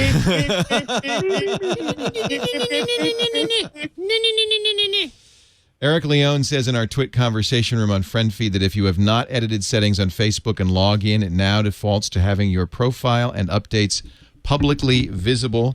And he has posted for our benefit on Flickr an image of same so that we can verify that, in fact, that is exactly what happens. Facebook privacy right there. Everyone. So I guess, Eric, what he did is he created a new account just to see what would happen because he doesn't have a picture in there. So, Doug, you might want to get on that. So, by the way, just as an aside, since somebody's in the chat room was mentioning this Findlay thing, yeah, I'm trying to get a hoodie for the Montana Grizzlies. So let me explain something. John, for those not watching video, and I don't know why you're not watching video since we now make it available in all forms and all factors and every venue possible. But if you're listening on audio, John is wearing a bright orange sweatshirt with the word Findlay emblazoned across the front. He assures us this is a secondary. It was the Division II football champs last year. I played Findlay a couple of times. Oh, really? Are you a footballer? No. That's why I can't get involved, because I love all the schools. Like, whenever it's college team versus college team, it's like, I like them both. I played those schools. In what sport? I don't know, any. I mean, when Wait a minute. I'm really confused. I performed. You played at them. I thought you played for them. You played at Findlay? Where is Findlay? It's in Ohio. Right. I knew that. Findlay, Ohio? Yeah, Findlay, Is Ohio. it Findlay? You've probably performed your magic act in every college town in the United States. 1,000 schools. I performed 1,000 college shows since I got started. Did you play? Another one that I got just from one of your fans that came in and dropped off a sweatshirt, a hoodie, was from North Central. Have you ever played North Central? And I'm thinking, well, how do you name a school North Central? Is it Central? Or is it North? Well, there's How South can you have Central North Los Angeles. Central? But if it's Central, it's Central. It'd be South. Jason Howell? There are plenty of places within Central. A northern part, a southern part, an eastern part, and a western part. Right? But then why wasn't it just Central? Well, I don't know. Maybe there are multiple places within Central. Have you played North Central? Oh, they were the basketball champs, not Ryan the Brushwood? football champs. North Central, where? Sorry. I tuned out for a second. I was reading the chat room. They're always a mistake. How about Central? There you go. There's a guy that's got it right. Darth Emma, who's a professor at Ohio State, says Findlay is in Northwest Ohio. How can it be North and West? How about Mid-Central? North and West. How could that be? So you now have Findlay, you have Appalachian State, Boise State. What do you need? What is it that you're looking for? I need the Grizzlies, the Montana Grizzlies, who beat my adopted team, the Appalachian State Mountaineers, in the football game this weekend. And the Grizzlies have a great logo. It's a good sounding, the Montana Grizzlies. And they apparently are a pretty decent football team. That'd be great. Now, I just imagine... but it's only alumni I want to hit up for these things. I just imagine... Oh, yeah, you just, don't go to the college bookstore and buy this unless you actually went there. Yeah. Yeah, I mean, anybody could just do that. John could do that, for crying out loud. I could order it by mail. He wants it from an alum. Yeah, someone who's proud of his school. Proud of his school. He's a Grizzly at heart. So I just imagine, I don't know why, that your house looks like a sports bar with framed T-shirts from all the colleges. It's actually we have a place, our place in Washington has a big bar in it that we're going to fix up as a sports bar. And that's exactly what I'm going to do with these. Oh, my God. I got it right. I mean, they all be being across the wall. Is it true that the place in the Northwest was a former insane asylum that you bought? Yeah, insane asylum. It still is, as a matter of fact. It's gigantic, isn't it? Yeah. Somebody told me it's huge. Yeah, it is huge. Yeah. So big enough to have a sports bar in it. Will you invite people to the sports bar? Or will it just be you and Mimi? All right. Basically, just be me, to be honest about it. Just the two of you, in the sports bar. John all alone, drinking. Yep, there you have it. Hey, it's so good to see you, Robert Heron. I'm glad that things are going well for you. The website for Heron is Heron Fidelity. Indeed. You can, I have some articles up there. I need to post some of my old stuff, too, from PC Mag. I get a lot of requests for some of the reviews I did and some of the roundup articles, too. But also over at revision3.com/HDNation. HD Nation. Well. Yeah, Patrick Norton, our good buddy. We're going to see you at CES. You'll join us, I'm sure, for many of our... we're going to cover the CES up, down, and center, so I hope you'll be there for that. I'm looking forward to it. Every year I keep thinking I'm going to be a little bit jaded in terms of what I'll see as far as HDTV technologies go, but after some of the recent demonstrations I've seen... Can you talk about anything? I know that you're under NDA probably, right? For some of it, but you're going to see just more advancements, especially in the LED backlit front for LCD televisions. You're going to see improved image quality. Contrast ratios are going to get better overall. I think as far as – I'm also looking forward to some of the audio technologies too. A lot of the automatic calibration features of some of the new AV receivers have dramatically improved, and you literally are now getting pro calibration for room audio done automatically, built right into receivers nowadays at prices that are affordable. So I'm really looking forward to checking that out and get my ears on it, so to speak. And I think the other big one would be True Two-Way. I don't know if you guys are familiar with that, the open cable standard. Finally getting rid of a cable box or integrating that into a TV, or having basically a standard now that set-top box makers can follow, so you don't need to use the cable company's hardware. The FCC finally gave up on cable card. They said this is not working. Yeah, well, I think true two-way is really where it needs to go because the two-way communication aspect, that's what cable card was really missing. If you do, like I use cable card, but I have no access to my pay-per-view or the on-demand stuff that my that's cable huge. service. Oh, yeah, you got to have some two-way. people. Yeah. But I'm a big TiVo fan, and they had better show off something new is all I have to say. And I think they've been sitting on it long enough, and they need to reveal what's going on. Do you know? Do you know?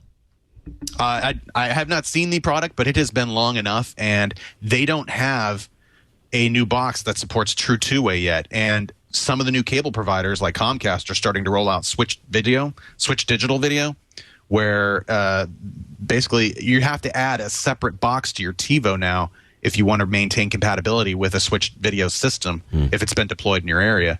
And granted, it's already in the TiVo as far as the firmware goes, but I don't want another box sitting in my rack just to make my TiVo now work with this new standard being adopted by many and probably eventually all cable providers, just to allow them. Switch video, just for a short synopsis, is just if you're sending out 500 channels to all subscribers at once, how about you get some feedback from the subscriber saying, hey, I'm looking at this channel right now, and how about you only send me that channel? And we can save bandwidth. Then you have much more bandwidth, sure. Totally. That's the whole concept. And true two-way is going to have that built in, and to be able to support those kind of features. It sounds like a variant of IPTV. That's the competition, isn't it? That's the competition. More TVs. Well, that's where you fit right into the scheme of things, Leo. I'm sitting on the North Central hub. Get your Yahoo widget ready to go, because that seems to be the big one. We are on Yahoo widgets, by the way, thanks to MediaFly. So you can catch us on Roku and Popcorn Player, but also on any Yahoo-enabled TV. You think there'll be a lot more of those as well? Oh, definitely. And it's also is that the future? I hope. With more high quality content too. It's going to be a serious competition for cable distribution, I think. That's great. And that's hopefully awesome. for satellite, just give people more options. And you know what? Maybe you don't need to subscribe to cable in order to get a good selection of material. Maybe you can leverage that broadband connection you already have. Yeah, that over Comcast's dead body. Oh. Yeah, we'll see. I got into it with my local Comcast recently, and they cut me a deal for a year on some programming. Good. But it's just it costs so much to get broadband service in this country is just crazy as far as costs go. Should I wait? I'm looking at the Samsung 8500, looking at that, and such a beautiful LCD TV. That's their flagship TV for 2009. Should I wait till after CES and see what people like Samsung, Sony, LG have to say? Vizio. It's close enough now, but you realize that everything you'll see at in January, in a couple weeks from now at CES, probably won't be released for the smaller sets for at least 4 months, and then the larger sets probably not until next spring.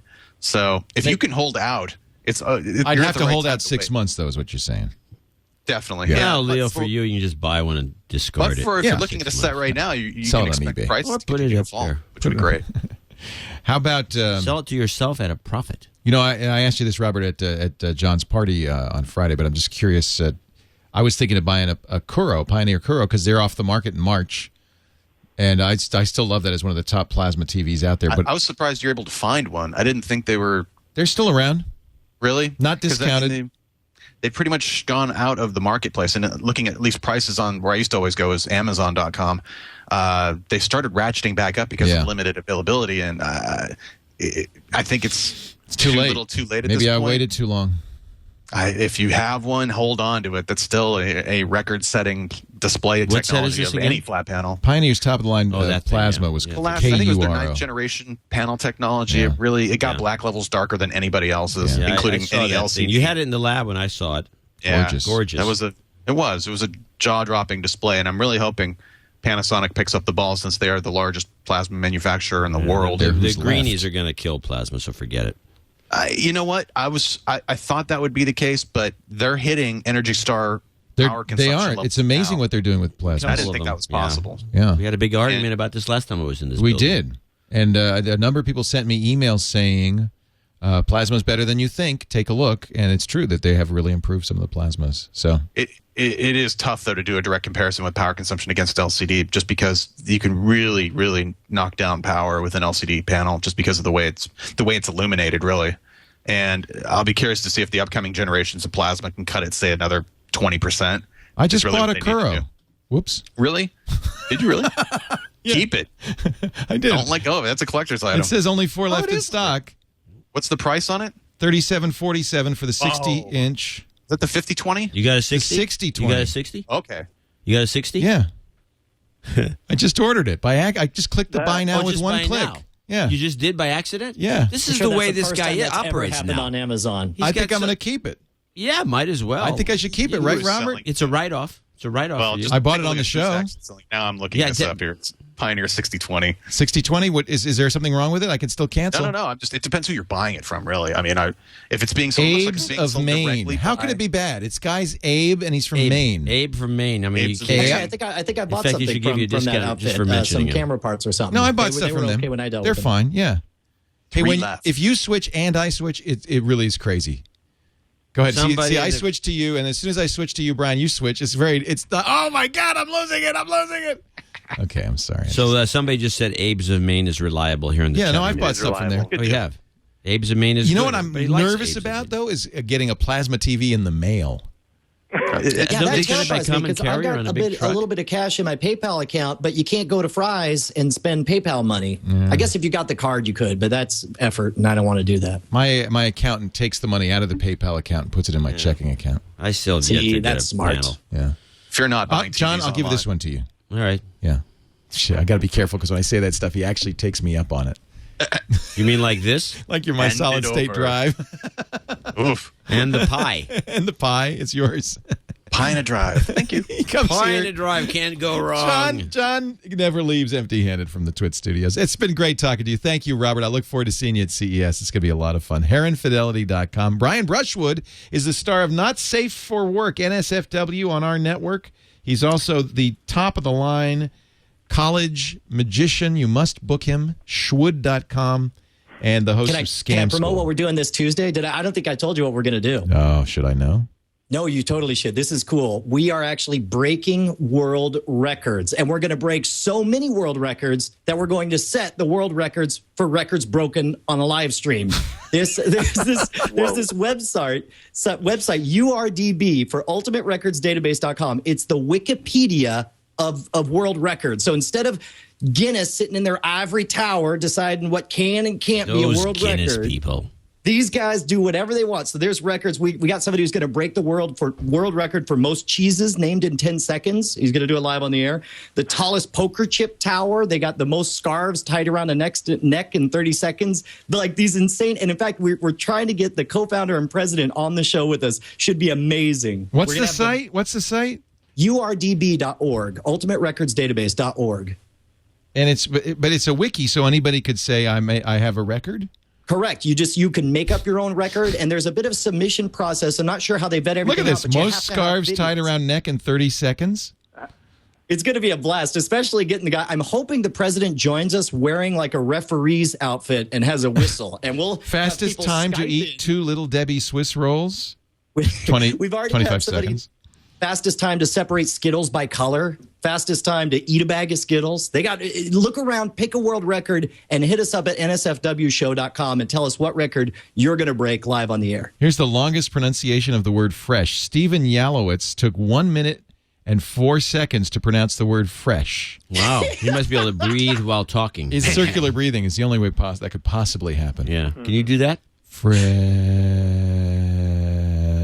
don't think you're... Hold on, save it for the show, Leo. Save it for the show. In fact, actually, if John C. Dvorak wants to come on and break a record live on the air, that'd be cool. That would be epic. Huh. You name it, John. I'll think of something. I know. Just do the Most fresh thing. sweatshirts worn at once at the same time. Well, I think there's been... You see those big guys. I mean, I don't think I could beat... You couldn't beat that one? We'll find something for John. Yeah. Maybe it'll have something to do with this pie. Eat. We don't want to know. Eat. Schwood.com, SHWOOD.com. Jason, I'm so glad you stuck around. Jason Howell from Buzz Out Loud, BOL.CNET.com. What else are you up to these days, Jason? Well, we've really just got a whole bunch of live shows at CNET Live, which is cnet.com/live. So we're just basically all of our old audio podcasts have also turned into video shows, much the same. Yeah, I've heard of that. I've heard of people doing that. Yeah. How's it working out for for you these days? So it's been an experience, and many moments of wanting to pull my hair out, as you know, dealing with all that technology. But at the same time, it's a whole lot of fun. So cnet.com/live if you want to check that out. That's great. That's really great. Exciting, yeah. We are moving everything to video bit by bit. So far, TWiT, This Week in Fun, This Week in Google, Mac Break Weekly, and Windows Weekly are now available on, of course, your Roku box, and we are working to make that be more timely. There's a, I'm not sure exactly what the process is, but something odd happened in the process that's made it less timely. We're gonna solve that. You will be able to get those instantly. You can also go to twit.tv and get the audio and video now for many of our shows directly from there. And now that we've got that going, we got high and low quality video. Low quality is just for a portable player, that kind of thing. High quality for Apple TV or your computer. And you can even play the video directly on the webpage just by pressing the play video button, and a little QuickTime window will open up for those of you who have QuickTime. You can watch. The quality is excellent, by the way, on what we're recording. Better than you see on the flash stream at live.twit.tv. So I think we've really improved our process, and we're doing some great stuff. Soon to be on iTunes feeds, and then we're going to add more shows weekly so that eventually all the shows will be available on the Roku box, the Popcorn Player, your iPhone soon, BlackBerries now, Android now, Yahoo TVs now. By the way, chat room is asking when NSFW is getting an iTunes feed, and I'm sure it's any minute now. It is literally any minute now. Yeah, they warned me that you'd be on the show bugging me. And they said, you probably should do this before TWiT, and I just didn't get around to it, but I will do it any minute now. It's a process getting an iTunes feed out of it, but we do have the NSFW shows on the twit.tv page, and soon you'll be able to subscribe to all those shows. It's just, it's complicated. It's not like you got a lot on your plate right now, Leo. Well, it's just complicated. It's not, it can't be, all of this stuff, believe me, by the end of the year, it'll all be working fine. It just takes a little time. Either that or a nervous breakdown. Yeah, I'm having fun, and I have we have a good staff doing it. And by the way, the staff's money does not come out of my tip jar. They get paid by the advertisers like everything else. Only I have a tip jar. Some people said we should have tip jars for all the hosts, and I said I don't think. I think you should get a piano in here. I'm okay with that. Put the tip jar on that and have some guy playing all the time. Hey, I'm the piano man. Let me play you a tune. I'll sing a song and I'll tell a joke and make you happy too. Money? Give me some money. That was a good way to dodge. You Stairway to Heaven, by the way, Leo. We're gonna make a feed. We'll make a feed. Yeah, you noticed that. I didn't do that. I don't sing Happy Birthday either. I've learned my lesson. All right, everybody. Hey, thank you all for being here. A lot of fun. Great show. Great conversation. And we look forward to seeing you again. East Meets West is coming up next on live.twit.tv. And I believe Roger and Tom are right here and ready to come into the studio. And I'm going to stick around and do that show live as well. Hey, one quick note before we go. Okay, you can see by the clock that it's actually much later. But I forgot to mention in the show that we are going to do a TWiT holiday special. We're recording it live this Thursday, 4 p.m. Pacific Time, 7 p.m. Eastern Time. I think it's 2300 UTC. John Hodgman, funny man, John Hodgman of The Daily Show, the author of More Information Than You Require, Areas of My Expertise. Of course, he's the PC in the I'm a Mac ads. And his former college roommate and good buddy and neighbor in Brooklyn will join us, Jonathan Colton, the creator of Code Monkey and all those great songs. It's going to be a fun time. We did this last year. It's just kind of a random show where we'll put it in the TWiT feed, so you'll be able to hear it. If you subscribe to TWiT, you'll get it automatically. We'll do video this year, as we are doing now with all the TWiT shows, and we'll stream it live at live.twit.tv. Again, Thursday, 7 p.m. Eastern, 4 p.m. Pacific. I hope you'll watch and participate. And, maybe we can take calls, too. In fact, I promise you we'll take calls. So if you want to talk to Hodgman or Colton, this will be a chance to do that. Thanks for joining us. We'll see you next week. Another TWiT is in the can.